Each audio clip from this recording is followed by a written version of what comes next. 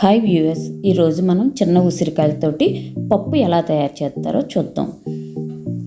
దీనికి కావలసిన పదార్థాలు: ఉసిరికాయలు, ఉడకబెట్టిన కందిపప్పు, ఎండుమిర్చి, పోపు దినుసులు, ఎల్లుల్లిపాయ, కరివేపాకు, పచ్చిమిర్చి. ఒక గిన్నె తీసుకుని దాన్ని స్టవ్ మీద పెట్టి కొద్దిగా నూనె వేసుకోవాలి.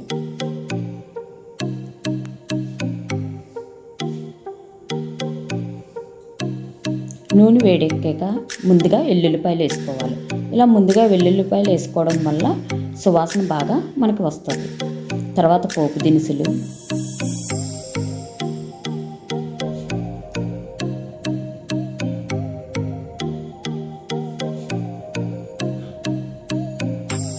ఎండుమిర్చి,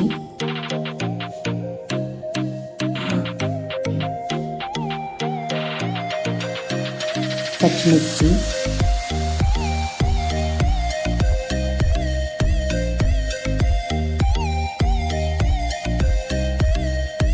కరివేపాకు వేసి ఒక్కసారి వేగనివ్వాలి. తర్వాత నీళ్లు వేసి కొద్దిగా పసుపు వేసుకోవాలి. దాంట్లోనే ఉడకబెట్టిన కందిపప్పు వేయాలి.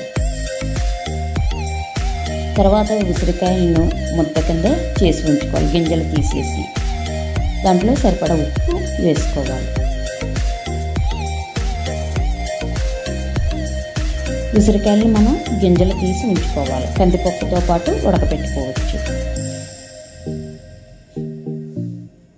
ఇలా మరుగుతున్నప్పుడు మనం స్టవ్ ఆఫ్ చేసి దించేసి సర్వింగ్ బౌల్లోకి తీసుకోవాలి.